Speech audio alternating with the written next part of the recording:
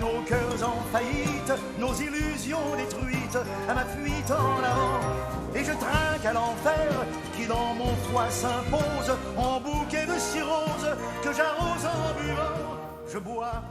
Ouais, en même temps, bien sûr, une petite perturbation sur le plateau, puisque Natacha vient d'arriver, avec un magnifique chien. Il s'appelle comment, Natacha? Il s'appelle Koumak, Laurent. On en parlera tout à l'heure. Pour l'instant, on va revenir sur l'information dont nous parlait Estelle Collin tout à l'heure dans son journal, à savoir les Français et la consommation d'alcool.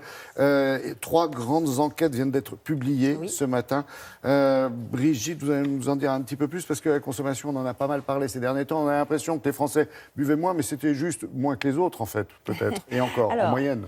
Ils boivent moins que dans les années 60, ça c'est sûr. Mais par rapport à 2013, voilà, on parle de l'alcool, par rapport à 2013, la consommation des Français reste stable. C'est ce que montre l'une des grandes enquêtes publiées ce matin, publiée par l'organisme Santé publique France qui émane du ministère de la Santé. Alors la consommation, donc stable, mais élevée selon les experts, environ 12 litres d'alcool pur par an et par personne. Mais on va le voir aussi, les Français ne boivent pas tous de la même manière. Si à peu près 9 sur 10 disent avoir consommé au moins une fois dans l'année de l'alcool, après les consommations sont différentes. Par exemple, 2 sur 10 avouent des ivresses, avoir été ivre au moins une fois dans l'année précédant l'enquête. Et puis, un adulte sur 10 dit boire tous les jours. Oui, alors on montre toujours du doigt les jeunes avec cette tendance à boire vite et se faire de l'effet très rapidement. Il n'y a pas qu'eux qui boivent. Non, alors finalement, la consommation quotidienne, elle est plus à chercher du côté des seniors.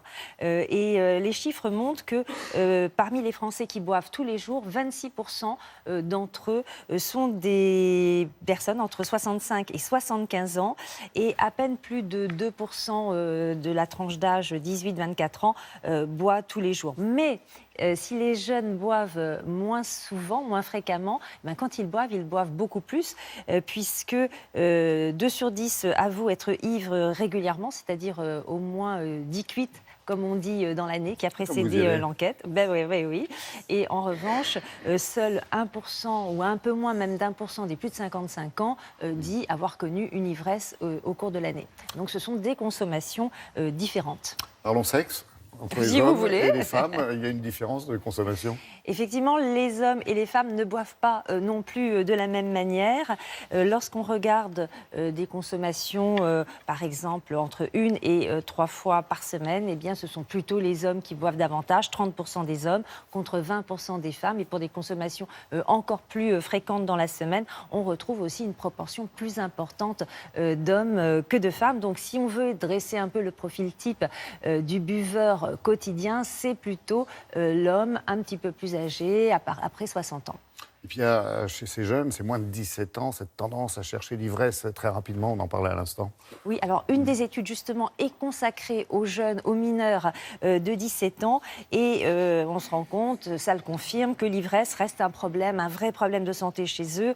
16% des jeunes de cet âge-là ont connu au moins 3 ivresses dans le mois qui avait précédé l'enquête. Donc c'est quand même beaucoup. Et cette enquête montre aussi d'une façon plus générale que les jeunes ont beaucoup de facilité à être au contact de l'alcool parce que dans l'immense majorité des cas, ils arrivent à acheter de l'alcool dans les magasins, alors que je vous le rappelle, c'est interdit en France. Ils arrivent aussi à en boire dans les lieux publics, cafés, bars, restaurants, etc. Alors que normalement, on ne doit pas servir de l'alcool aux moins de 18 ans. Donc l'interdiction en France n'est vraiment pas respectée, ce qui facilite évidemment l'alcoolisation des jeunes. Si on en parle ce matin, Brigitte Fanny, c'est parce que forcément, cette consommation a un impact sur notre santé et sur la mortalité aussi. Alors, les experts qui signent ces études disent que cet impact est considérable, ce sont leurs termes, puisque la mortalité due à l'alcool, eh bien, elle est importante. 41 000 décès par an sont dus à l'alcool, 30 000 chez les hommes, 11 000 chez les femmes. Et parmi tous ces décès, une majorité due à des cancers, des milliers de décès dus à des maladies cardiovasculaires, à des maladies digestives, mais aussi à des accidents et à des suicides. Donc, l'alcool entraîne des problèmes de santé, des accidents, des suicides dans notre pays. Alors, ce n'est pas une fable, mais il y a une moralité quand même. Oui, la moralité, c'est qu'il n'y a plus aucun doute. Les études nous disent que finalement, les effets positifs de l'alcool sont évidemment minimes. Et au regard des effets délétères, eh bien, il ne faut plus tenir compte de ces effets soi-disant positifs. Tous les alcools sont délétères pour la santé, tous les alcools se valent. Le vin est un alcool comme un autre.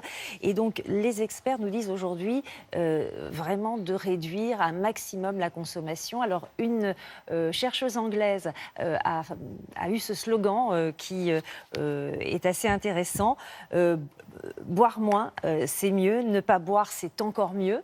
Et puis en France, les experts français délivrent leur nouveau message aujourd'hui, c'est que pour votre santé, maximum 2 verres par jour et pas tous les jours. Ça, c'est le nouveau slogan. Ce qui ne veut pas dire, s'il vous plaît, buvez 2 verres par jour. On est bien d'accord. Non, on est bien d'accord que ce n'est pas une incitation à boire. Pour les personnes qui ne boivent pas, qui sont abstinentes, continuez à ne pas boire.